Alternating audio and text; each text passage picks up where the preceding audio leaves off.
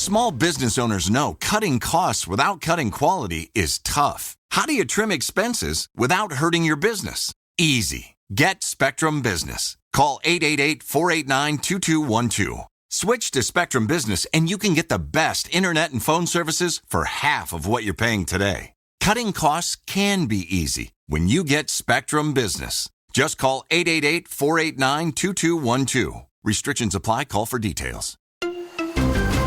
Small business owners know cutting costs without cutting quality is tough. How do you trim expenses without hurting your business? Easy. Get Spectrum Business. Call 888-489-2212. Switch to Spectrum Business and you can get the best internet and phone services for half of what you're paying today. Cutting costs can be easy when you get Spectrum Business. Just call 888-489-2212. Restrictions apply. Call for details.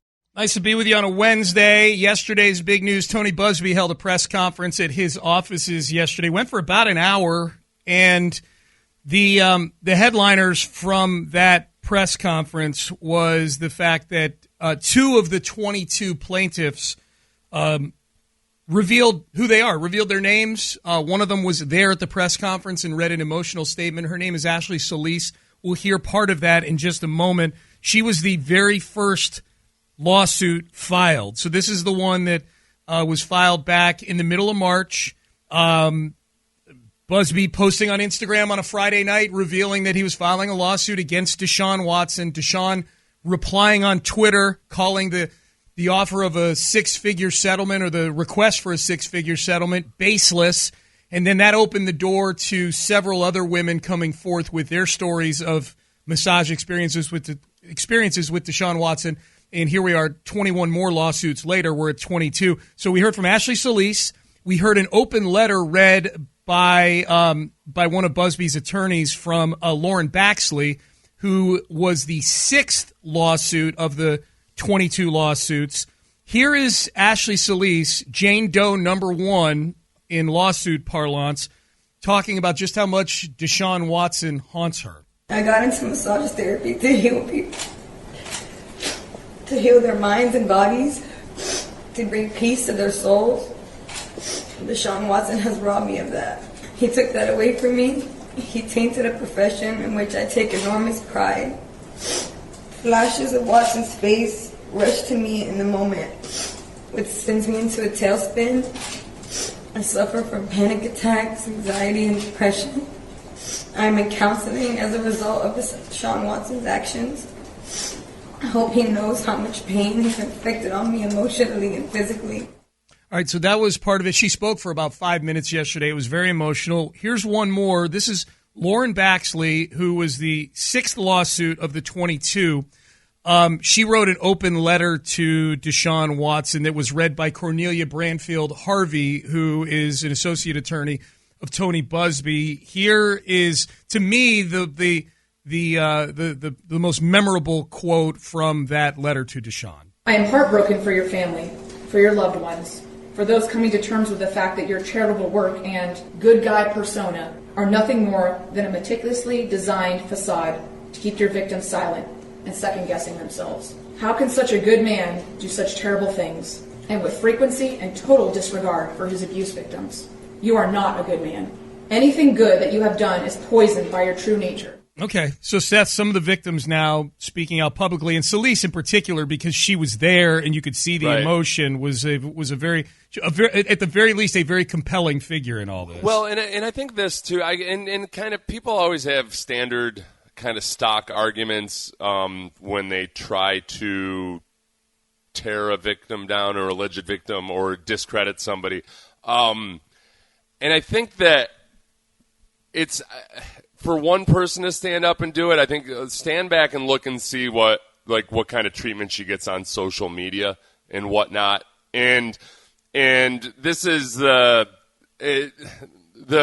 pressure that the scrutiny that they get, like all of that is very real and very intense. So I think whenever somebody doubts or questions why somebody would want to remain anonymous, I feel like it it kind of betrays a willful ignorance. If you don't understand why they want to remain anonymous, then you're trying really hard not to understand why. Yeah. If you just spend a little bit of time thinking about, okay, what this woman's going to go through now for ultimately what she had initially asked for was $100,000. And I guess that's the other part of it. If you want to frame it that it was somehow all about the money, I don't, like, anybody listening right now that has a job, like, do you think that asking for $100,000 is worth when you take on a public figure? Like, does that seem like an exorbitant amount for all of the potential abuse you might take from various places out above and beyond what you already are saying that you've suffered? Like, it doesn't seem like an exorbitant amount to me. It doesn't seem like $100,000 isn't trying to get rich off of somebody, and especially when the first offer is $100,000, then you're going to end up settling for likely less than that, and then the attorney's going to get 30% of it. Yeah. So, like, ultimately, if she asks for $100,000, then she's going to get $70,000 after Busby's firm takes his share, and and if your first offer is $100,000, it's probably going to be less than that. So to me, it doesn't to try to say that, oh, look, it was about the money. I don't know. It doesn't. $100,000 doesn't really move the meter for me in terms of somebody trying to be opportunistic or trying to get rich off of somebody. It feels like somebody that just wants some kind of acknowledgement or recompense for something that they felt was done to them, and it's I'll be honest, when Deshaun said that it was a six-figure settlement that they were trying to come after him for, I did not think it would be the smallest number that contains six figures. That's right. That's right. I mean? Yeah, like it sounded like you hear six figures, and I think a lot of people assumed, wow, she must be asking for close to $1 million or something. So that part of it. Just like there's some things that people are using against Deshaun that just strictly legally don't move the meter for me because it's just kind of unclear. Likewise, it never ever moves the meter for me when somebody says, well, how come they're asking for money? Well, because in our American legal system, that's how you get the justice. Like, it's in the civil court. Like, that's pretty much how you get the justice. And why would women go through the civil process instead of the criminal process? For multiple reasons, one of which is that they actually have control over the civil process. Yeah. They get, once you give it to the criminal side, it's in the hands of the criminal courts. It's a lot harder to win the case. Like, there are multiple reasons why somebody wouldn't go on the criminal side. But yeah, that I thought everything that she said yesterday, I don't think there was a single thing that was revealed yesterday that Deshaun can say went his way, right? No, like and we should point out, you brought up the criminal. Ashley Solis has filed a criminal complaint against Deshaun Watson. She's one of two plaintiffs of Busby that has filed a criminal complaint with HPD without Busby's involvement in that process, because as he pointed out late last week, he's not going to go to HPD with this stuff, but two of his clients have. The other thing that's come up with this, and I've had a hard time figuring out why some of the stuff bothers me as much as it does. Like, we've had people call in, and honestly, I can't tell whether they're defending Deshaun or defending the plaintiff sometimes because both sides are using the same argument. And it's this. It's the social media part of it, where so people that are defending Deshaun will say, well, hey, these women are advertising on Instagram. You know what that's all about. Like, basically accusing the alleged victims of, I guess, basically being prostitutes. But likewise, people that are trying to defend the women will say, well, hey, why is Deshaun out there looking for massages on Instagram? Like, how is that a defense of the plaintiffs there if you're basically slut-shaming them? And it bothers me because both sides are saying this when, in fact, yes, these legitimate massage therapists do advertise on Instagram. It doesn't tell you anything one way or the other, the fact that he went out and found them on Instagram. That's the way business is conducted these days. Yeah. I think that the part that really hit for me is, as I'm watching the plaintiff yesterday, was that I think some people's perception of massage therapists, maybe they have kind of a stock image in their mind. If they have a preconception of the seedier side of massage parlors and places like that, What they need to understand is that, like the massage therapists I ever used when I was a professional athlete, they take their jobs very, very seriously, extremely seriously. Like they're oftentimes women and men that would have probably been doctors in life if they had, if they had gone a different route when they were younger. Like they're people that really care about helping people. They get excited when they help somebody feel better. Like they take it very, very seriously. So to kind of just brush it aside because you've got an unfair perception of the industry, you just got to check yourself there. And when you listen to her and she's talking about how much she wanted to get into the profession to help people and because she cares about people, I know a lot of women like that feel genuinely 100% that way.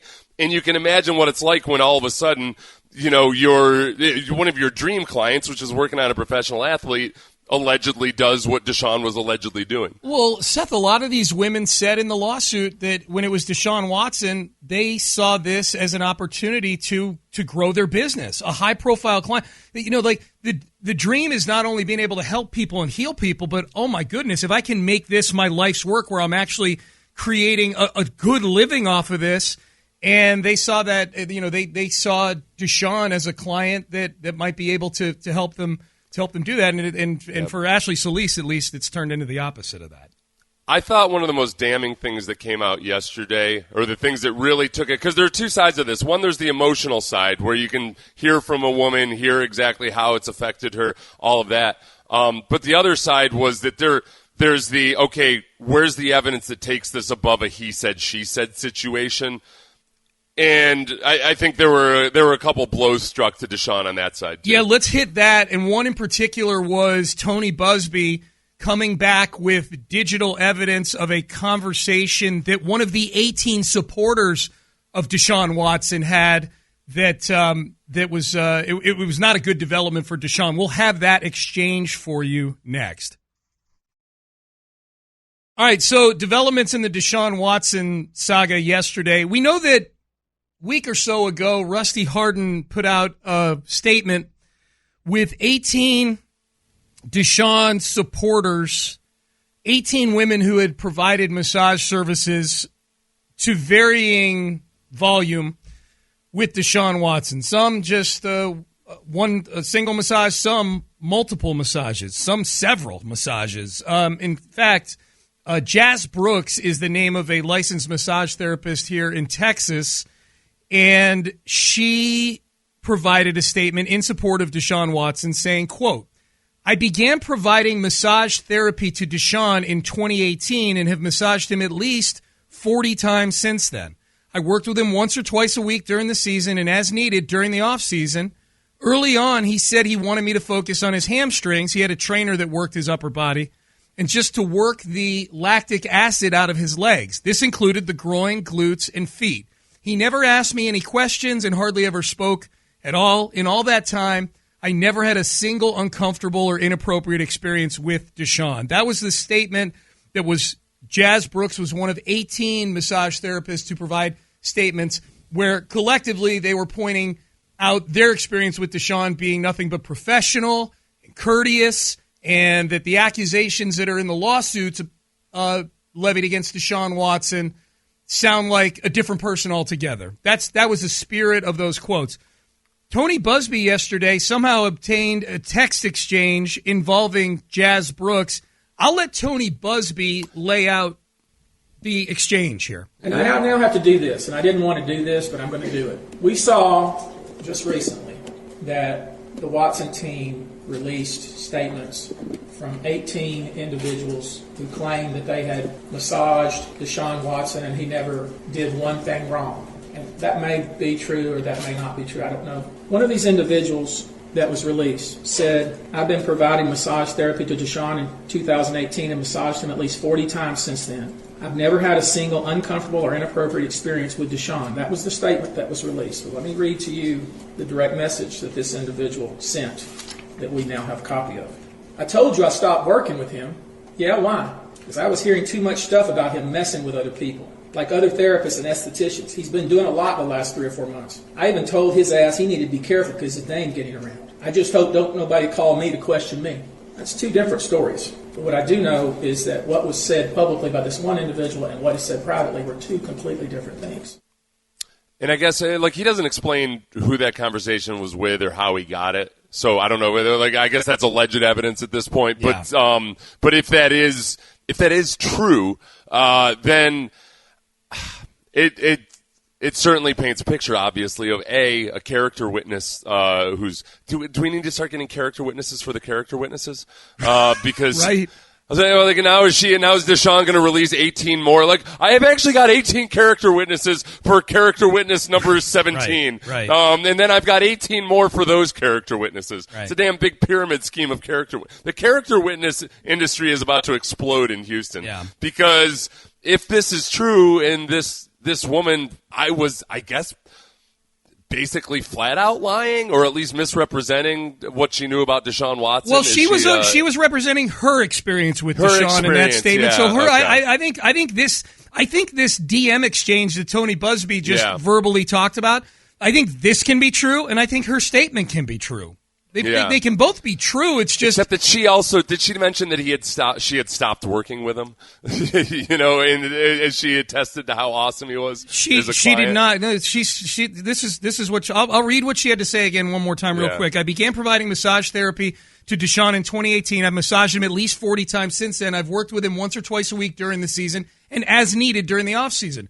Early on, he wanted me to focus on the hamstrings and get the lactic acid out of his legs. That included groin, glutes, and feet. He never asked me any questions, hardly ever spoke at all. In all that time, I never had a single uncomfortable or inappropriate experience with Deshaun, end quote. Yeah. In the so I guess, okay, if I were Deshaun's camp, how I would look at this, and I'm guessing, lawyers, again, tell me if I'm right or wrong here as I go through take my LSATs on air. Basically, in that text exchange, she's saying that she's been hearing all this stuff from other people, which I guess was that hearsay. I don't know. Look, everybody listening, I'm bringing this up for strictly trying to figure out how the courts are going to handle this. I don't think these two conflicting texts they don't look good for Deshaun whatsoever. No. But I'm just trying to think about how the courts will handle it and how Harden will handle it. I think he'd focus in on the ambiguity of messing with other people. That's what she, that's what this Jazz Brooks reveals that she has heard, again, hearsay about him messing with other people. Well, what does that mean? What does messing with other people mean? Is Deshaun just making people feel uncomfortable, or has he crossed the line to where the allegations that we're reading about are actually true, I think. But either way, I think you touched on the big thing with this. Yesterday was a horrible, horrible day for the court of public perception for Deshaun Watson. It's already been bad, right? I mean, it's been a very sort of one-sided flow of allegations, and the sheer volume of it has been really bad for Deshaun. The consistency of all the stories, the similarities of all the stories, the graphic nature of a few of the stories, it's all been bad for Deshaun Watson. There's been nothing good. Rusty Harden's doing his best right now, and right now it's not working, at least in the court of public perception. I did like the third woman that spoke at the press conference. I liked her. She was speaking. What was her name? She was that she the was black the one that woman? asked whether she basically was the one that put the message out, basically the warning out to people whether you're high level pimping or low level. Yeah, pimping. Dr. Hamilton. Yes, Dr. Hamilton. These are my notes. I took notes. But she got off. She started on. She introduced herself by her street name, right, and then started. I wanted more of her. I would like to listen to a long interview with her. She was. I felt like Busby did a good job of kind of getting people up to speak about very serious matters, but without going really long to try to be sure that their message was sent and heard. He had a couple of sexual abuse experts and counselors speak, and then as well as obviously one of his attorneys read the statement from another plaintiff. He had Rose Luna, who's the CEO of the Texas Association Against Assault. He had Rachel Fisher, who's a registered nurse and an expert in sexual assault, and then Dr. Hamilton, who you alluded to, Seth, who's an activist against human trafficking. So it started out with Ashley Solis, which was very, very powerful. Then three experts after her who I think had very varying sort of press conference demeanors, which to me was more striking than anything else. Like you said, Dr. Hamilton was a lot of charisma. And then they read the letter from Lauren Baxley, who is Jane Doe number 6. And then Busby revealed the 5 packets of information, which have since been posted online. And we've only read little bits and pieces of just the one that involved the supporter of Deshaun, Jazz Brooks. But there's a lot of other stuff in there that has text exchanges and DM exchanges involving Deshaun Watson, including the one that we had seen already pop up on Instagram with Deshaun apologizing to what turns out now is Ashley Solis. She's the one that, remember, Deshaun texted an apology to afterwards if he made her feel uncomfortable. That's her. There's a Quincy Avery text in here. Yeah. Where Quincy Avery is asking one of the women for her Instagram profile so he can show Deshaun's girlfriend that she's a legit massage therapist. Yeah. Which is interesting because, again, that's where I think a lot of people when they're listening to us, and a lot of people don't have time to go read all this stuff, so you're only really hearing tidbits on the radio here and there. And a lot of people, when they hear Instagram or advertising on Instagram, they, in their mind, get an image of, I'll tell you this, honestly, you get 2 different very types of massage providers if you search masseuse versus if you search massage therapist on Instagram. And if you search masseuse, you're going to be entering a world where you're like, oh, wow, what is this? If you search massage therapist, there are a whole lot of very legitimate people who advertise on Instagram. That's life in 2021. Instagram isn't just a place for sordid things and entertainment news. That's actually a good PSA. Those 2 things are not synonyms on Instagram. Masseuse and massage therapist. They are not synonyms on Instagram. All right, 713-572-4610. If you want in, text page is blowing up today. A lot of people weighing in on the latest on the Deshaun Watson situation. Is cutting Deshaun Watson a possibility right now for the Texans? Is that on the table for the Texans in light of some of the revelations yesterday? We will discuss that. We've got headlines coming up. John McClain, top of the hour. Amy Dash at 9 a.m., our legal expert. Busy morning here on Payne and Pendergast. Stay there. All right, so is it possible the Texans could move on from Deshaun Watson? Before we get into that, Tony Busby was asked yesterday at the press conference, did the Texans know that any of this stuff was going on with Deshaun Watson? I do not, but I think we'll find out. I mean, they certainly knew that he was getting massages. There's no doubt from the direct messages. I'm not suggesting in any way they knew what was going on during these sessions. I think at some point when you have all the resources available to Deshaun Watson and you know that he is going elsewhere at some frequency, you have some obligation to ask some questions.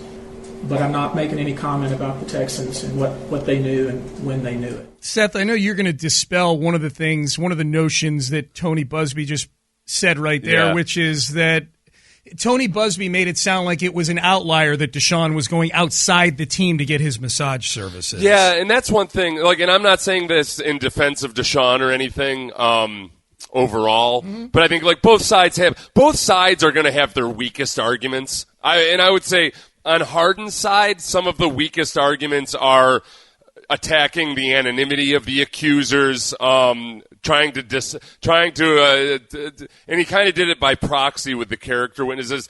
They've got some weaknesses in their arguments. On Busby's side, there are a couple things that I think they just need to quit trying to pursue because it doesn't make a whole lot of sense. Most NFL players go outside the team for massage therapy. It's just a matter of logistics a lot of the time. Yes, NFL teams have a lot of resources, but it's not like they can have 8 massage therapists on call 24 hours a day at their facility or to send out to players' homes. So that part isn't that big a deal. And I also saw some people reacting yesterday to the fact that the Texans had loaned him a massage table and acting like that was somehow damning to the Texans. And for the life of me, I don't understand. I don't even understand that argument. They gave him, and again, I think some of that goes back to some people having a preconception about the massage industry or something. I think that they have a feeling that it's seedier than it is because there are some seedy places, charading as legitimate places. That's the star players get a whole lot of cool crap from the team. David Carr used to get cool crap from the team. So you can imagine Deshaun Watson if he says, "Look, I don't have a massage table." Yeah, the head trainers were like, cool, take that one. Take those 4, whatever. Like, that's not that. That in itself, I believe, is kind of a there's no sense in pursuing that. Right. If you're on that's one of their weaker arguments. And a day yesterday where I think they had a lot of pretty damning stuff. That stuff didn't really do it for me. Yeah, at least Deshaun presumably asked for the massage tables. Nick Martin would steal them and bring them to his right. place. Yeah, we'd be holding a press conference talking about what an incredibly hard worker he was for stealing massage tables, like he stole the gym equipment from We're the joking, Texans. everybody. Yeah. He didn't steal the gym equipment. It doesn't matter. He's on the Raiders now. He's with the Raiders, Seth. He probably does steal things now. He probably told them he did. It was like, and then they signed him. I stole it. Yeah, exactly. I stole it. Yeah. He signed the contract, and he's like, and you know what? I'm taking this pen. Yeah.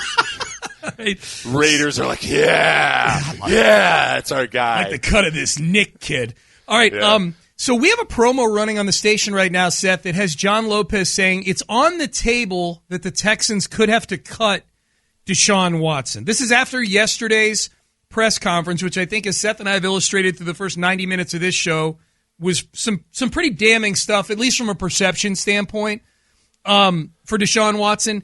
Is it on the table that the Texans have to cut Deshaun Watson? What would have to happen for the Texans to cut Deshaun Watson as opposed to holding on to him and at least getting something for Deshaun Watson? Okay, immediately, the first thing I think of is the New England Patriots, who, to the Patriots' credit, they cut Aaron Hernandez when it was financially not advisable to cut Aaron Hernandez. Very early in the process, they just said, you know what?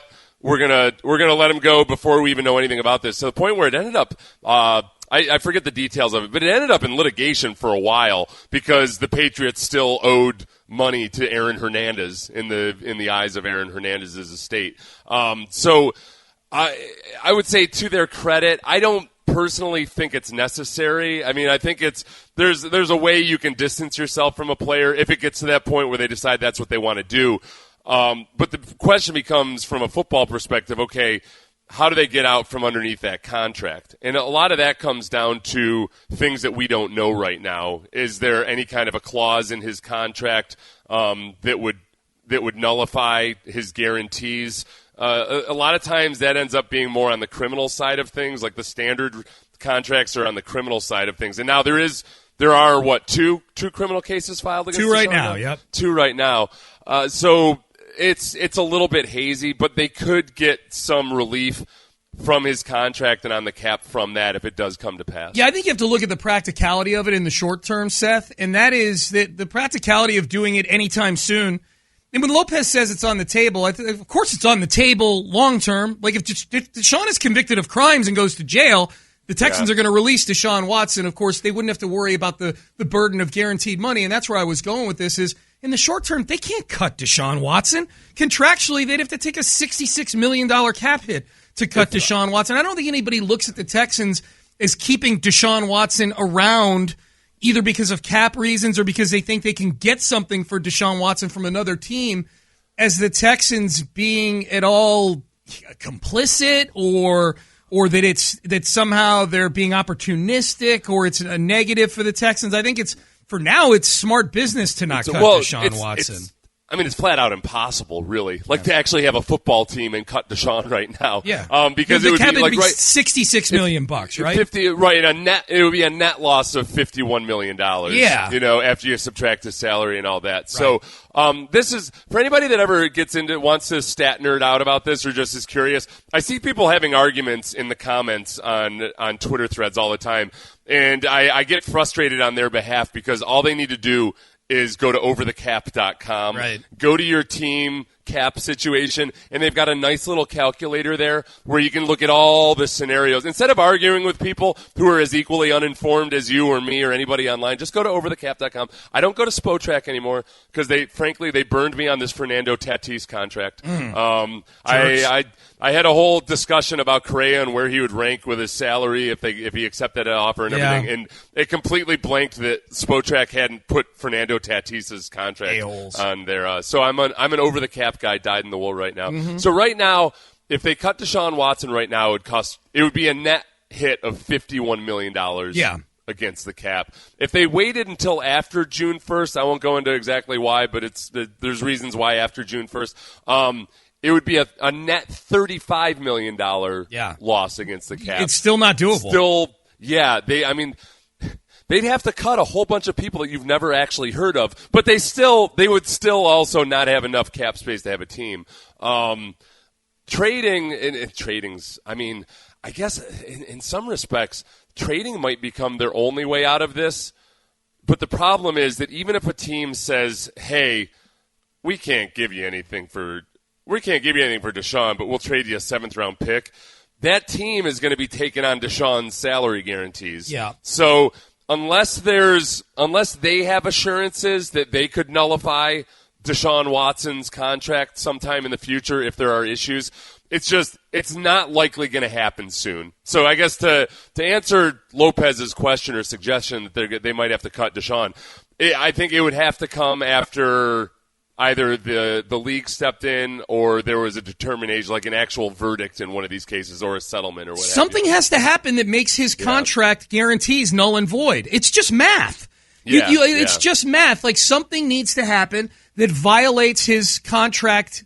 He either needs to be convicted of something in a criminal court, or I don't know if his contract reads, some people's do, where if you get suspended by the league for anything, the guarantees in your contract become null and void, and then it's up to the Texans. Once his contract becomes cuttable mathematically, then it's up to the Texans as to what they do. Do they make some sort of moral stand and just walk away from Deshaun, or do they call around the league, see if there's a team that's willing to take the PR hit of trading for a guy who's either been suspended, about to be suspended, or at the very least has had his name just completely sullied by all these allegations, whether they're true or not. Deshaun Watson's never, ever going to be viewed the same ever again.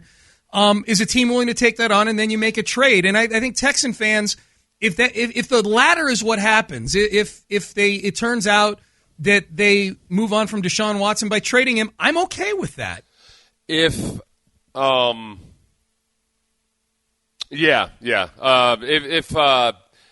they do, I guess what you have to remember is, and this is, I hate to bring this name up because we've been able to manage avoiding this name for large swaths of time. Mm-hmm. You have to remember that the person who negotiated the lion's share of Deshaun's contract was a very unqualified Jack Easterby.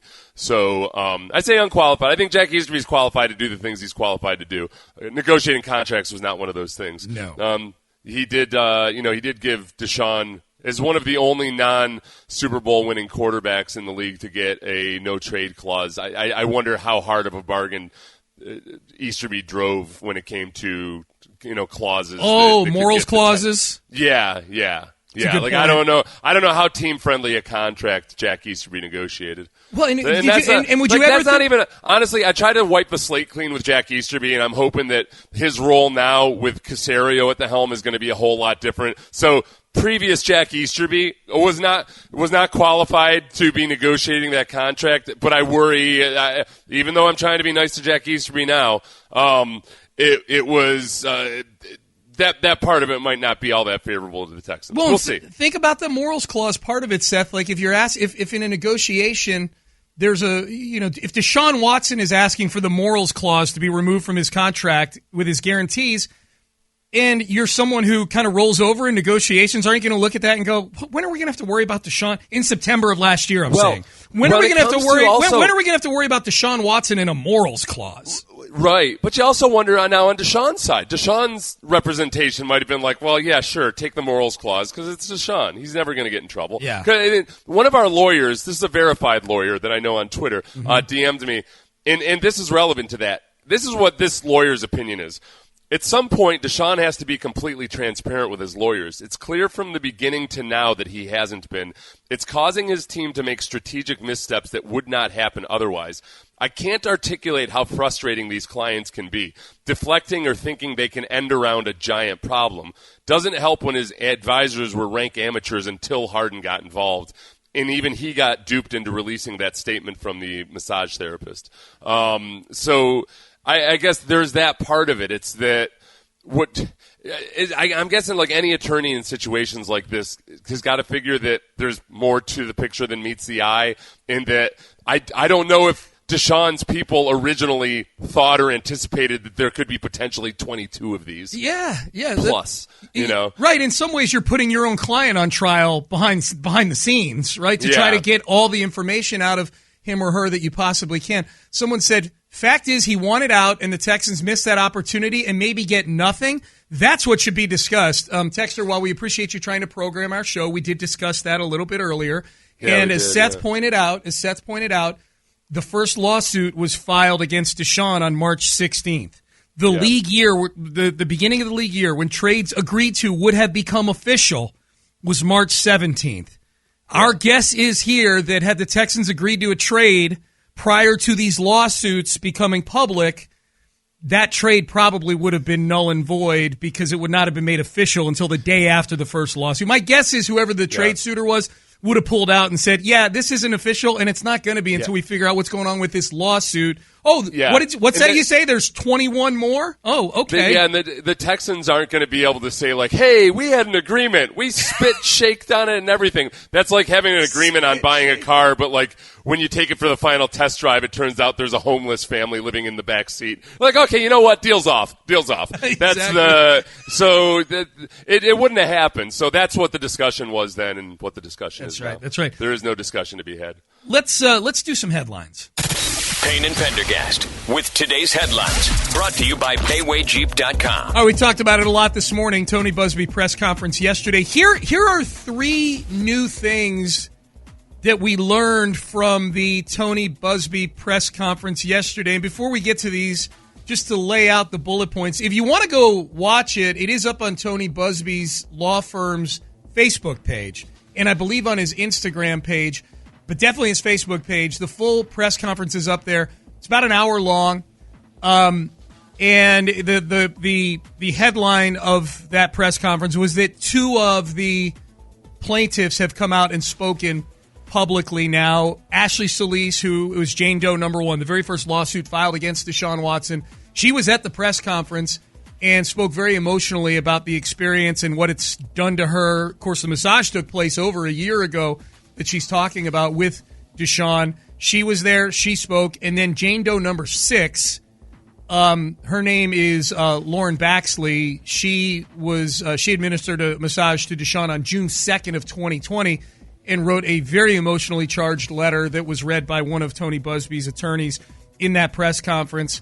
We've been playing audio throughout the morning. We'll continue to here on Sports Radio 610. I wanted to touch on here 3 things, 3, I guess, sort of administrative aspects of this whole case here, the collective case against Deshaun Watson that Tony Buzbee shared with us yesterday. The first is about the number of criminal cases that his plaintiffs have brought, or criminal complaints that his plaintiffs have brought to the HPD. Ashley has provided a statement to the police, as have at least one other individual, perhaps more. All right, so Seth, we now know 2 Buzbee plaintiffs have brought cases or complaints to the police. I think the money part of that quote right there was the very end where he said that there's, he doesn't promise more, but he alludes to the fact that there could be more coming down the pipe. And maybe this is a little bit like what Ashley Solis was to the civil cases, where she brought her case forth, and then that's when several other massage therapists who'd worked with Deshaun Watson, had allegations against Deshaun Watson, came forward. And now here we sit at 22. It does make you wonder now. Criminal stuff is going to get you involved a lot more as a as an accuser than the civil stuff does. But you wonder if these 2 will open the floodgates for there to be more criminal complaints against Deshaun Watson. Yeah, and I do wonder, and I think this that's the part of it where I know I've had a few people who have argued with me when they want to say what should ideally be true. Which is that, okay, this shouldn't play out in the court of public opinion. Sure, that's great. In a perfect world, that would be true. But you're dealing with a civil suit where, in one respect, the plaintiff's attorney is going to be trying to put as much pressure as possible and make it as uncomfortable as possible for Deshaun Watson. And then, 2, there is that other side of it where, on the public side of it, I think the more public it is, the more chance there is that other potential alleged victims hear about this. There are victims from Atlanta, Arizona and California at Correct. this point. Yep. They're not becoming aware of this based on what they hear on Houston Sports Radio or through the local massage therapy network. So there are elements of this that are very, very relevant to the fact that it's all very public. So the court of public opinion and the PR battle is very real here. You might not want it to be, like in an ideal world it wouldn't be, but it is. So, and likewise, ideally women wouldn't have to, or it wouldn't be more powerful necessarily to be able to attach a name and a face to the woman's accusation. But humans being who they are, it does make it more impactful when you can attach a name and a voice and a face to it. And that you're right, Sean. Maybe if that does lead to more women, not that there should be pressure on those women to do it. No. But if more women feel like, okay, you know what, I feel like I can step forward, that strengthens all the other plaintiffs' cases. Boy, and then it gets really hairy for Deshaun Watson after that. I want to circle back, after we get to these other cuts here, I want to circle back to that multi-state aspect of that. Mike Florio had an interesting post about that yesterday that we'll get to in just a second. So we learned that there are at least two of the cases that have so far turned into police complaints, including Ashley Solis, who met with the media yesterday, Jane Doe number 1. The second thing we learned is that while 22 plaintiffs have filed lawsuits against Deshaun Watson, Tony Busby has not taken on all of the women that his firm has met with as clients. 22 women have now filed suit against Deshaun Watson. The pleadings speak for themselves. We turned away approximately 5 women who we did not believe we could sustain a case for, but they were also massage therapists for Deshaun Watson. Okay, so that's good to know from a number standpoint. So you do the numbers, there's 27 total that they've sat down and interviewed, it would seem, as to whether or not to bring cases. I wonder if the fact that they've turned some of these cases away, Seth, puts at bay the crowd that we get texts from here saying these are all women just looking for a payday, or this is Tony Busby looking for publicity. That he's not just taking on all of these cases. There's a vetting process. Well, and there is also, I think because remember that Instagram dynamic. It's frustrating because I feel like both sides are using the sketchiness or potential sketchiness of an Instagram advertisement. Some people are using it to point out that Deshaun was up to no good, whereas other people on Deshaun's side are saying, he was up to no good, but it was consensual no good. Where, in fact, very legitimate massage therapists advertise on Instagram.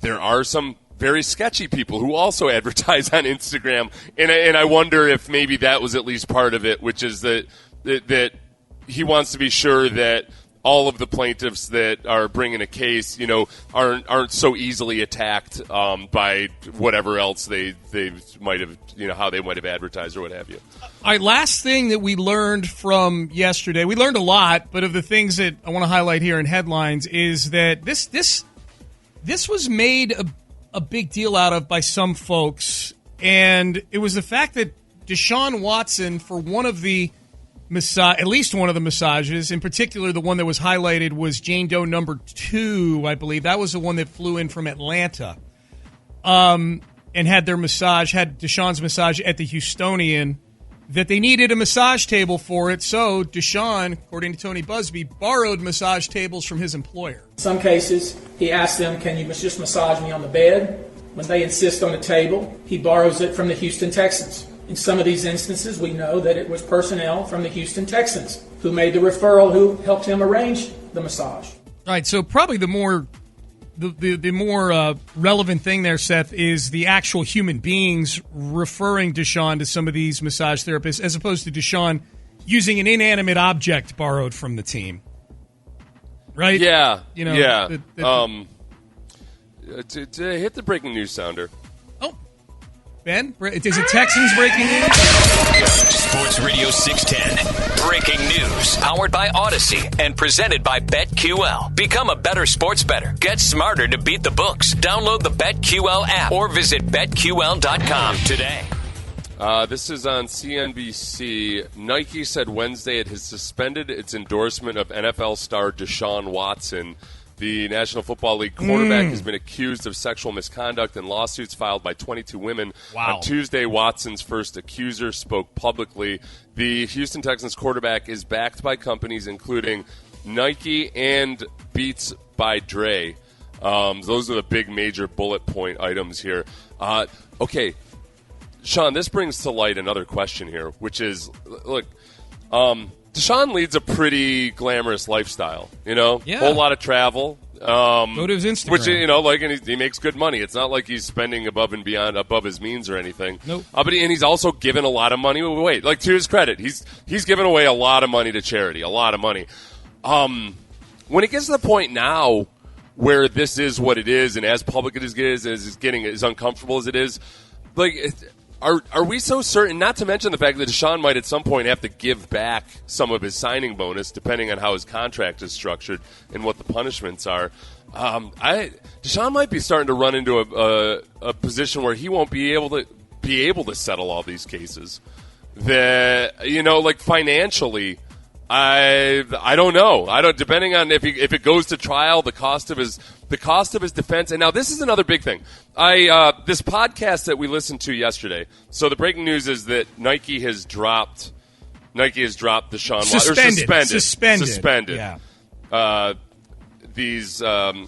podcast that I listened with the interview of Tony Busby. What was the name of that podcast, Sean? Dang it. Hang on a second. Good Law, Bad Facts, or something like that. I'll find it. You sent it to me yesterday. Yeah, it is. So I want to give them credit. Busby talked about how his policy in 2015 became that if he has a good case, he's going to take it to trial. Like, that he used to settle more than he does now, but now for a couple of reasons he likes to take good cases to trial. For one, because you've got a chance at setting the bar on settlements.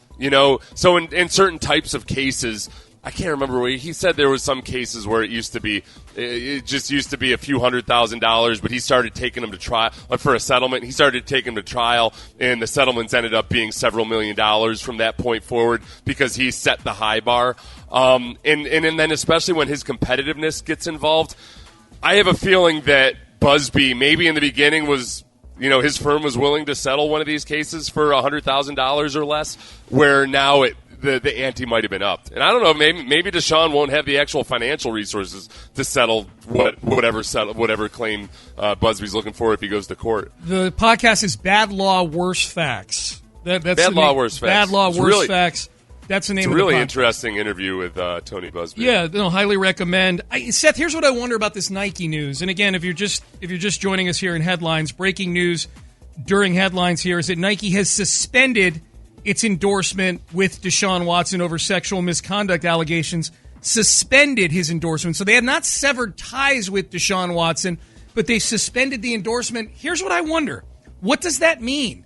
Does Deshaun get a paycheck every 2 weeks from Nike, so now he's not getting money from Nike? Or does he get a lump sum at the beginning of the year? Like, what does it mean financially? Because you just touched on it. If he's got a bunch of settlements he's got to scratch out, this could mean that ultimately Nike does walk away from Deshaun Watson. But other than the optics of them suspending, and this may be the sole reason Nike is doing it, just to at least perceptually distance themselves from Deshaun Watson, is in the short term here, what does it mean to Deshaun Watson from a financial standpoint to have Nike suspend their relationship with him? Is it just optics, or is there an actual financial hit that Deshaun takes from this? But we'll mention it again. Nike said this morning they are suspending its endorsement of Deshaun Watson. Seth, at the very least, this is one of Deshaun's biggest business partners kind of taking 5 steps back and going, yep, we're going to stay over here. Nike, Verizon, because we did that event with Deshaun in the Verizon Lounge last year. You mentioned Beats by Dre. They're mentioned in this article. I believe Gatorade is a big Deshaun supporter. I don't want to throw Old Spice too, right? I think I've got an Old Spice T-shirt that Old Spice people gave me when we were interviewing Deshaun Watson. Yeah. So at various times, I don't know what the current state of those relationships are, if they've continued, but those are various companies that at times over the last few years and maybe currently have business relationships with Deshaun Watson. So that is that's the latest on Deshaun. We'll talk more about that with John McClain in just a couple of minutes. Let's touch on the Astros here. Let's do a little palate cleanser for a minute here. The Astros win yesterday. They are out to a 5-1 start, 6 road games in the division, 5-1 start. Doesn't get much better than that. And yesterday was really cool because this was a game that had some moments in it. This was not the Astros just taking somebody to the woodshed and kicking their teeth in like they did to the A's all weekend long. This was a game against a team in the Angels that I think is going to be a contender within the division. And the Astros took a blow early in the game. Mike Trout, an early 2-run home run, and you thought, okay, maybe this is a bad day for Greinke. Turns out Greinke had a great day. Pitched 7 innings yesterday. Kept it under 100 pitches. And Carlos Correa with the heroics. Back-to-back home runs from Kyle Tucker and Aledmys Diaz got the Astros tied early in the game at 2. It remained a 2-2 tie for most of the game. Correa, a 2-run home run in the 9th inning. Ryan Presley closes it out to get the win. And the Astros win 4-2. Correa said, swing's feeling good. The results weren't there, but my main focus right now is to hit the ball hard. My approach is simple this year. I just want to barrel balls, and I think I was in the top 10, top 5, something like that on exit below in the league. So I was doing my part. I was just not finding any holes. Today I got to score a good one, and it went out, gave us the win. So that definitely felt good because I got the result on that one. Yep, absolutely. One more. Oh, God. No, just one more from Carlos Correa. Said loves hitting with the game. Anytime Carlos Correa says the word sexy, it's going to get the cut. But he loves hitting with the game on the line. I don't know how many walkouts I got in my career, but I'm sure I got, over 5 and a couple 9 innings, homers and away. I like hitting late in the game when the game is on the line. That's when I feel sexy. There's a couple questions. Makes me feel sexy, brother. We'll probably end up talking about it after our visit with John McClain in the next hour. But 2 things. One is there's part of me that wonders if Carlos Correa just absolutely needs the bright lights and the high-pressure situations. Maybe he'd be better off. Like, maybe he honestly would be – this is what I worry about. If he goes to the Yankees and he ends up, like, where every day is a 60,000-person day. He'll turn into A-Rod finally. It's the bright lights. Yeah. Like, he'll be a different player with the Yankees. Some guys just need that. The other thought I had about just Dusty Baker. Dusty Baker, either through luck or maybe through foresight, is kind of averted criticism a couple times so far this season. One was when Bregman sat out on Saturday. He put in Aledmys Diaz, and a lot of people were thinking, like, okay, you put in Aledmys Diaz, but did you have to bat him third? I mean, like, shuffle the lineup around a little bit, and then Aledmys Diaz gets 3 hits. Yeah, baby. Okay? So, all right, criticism averted. The other would be on Monday, in a very tight situation, Joe Smith loads the bases.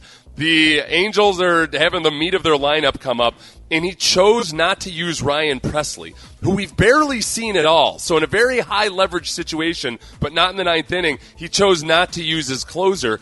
Then yesterday, what's he do? High-leverage situation, top of the order coming around. He uses, like a very modern manager, uses his closer in the 8th inning in the most high-leverage situation, and Ryan Presley does great, pitches 2 innings, Astros win.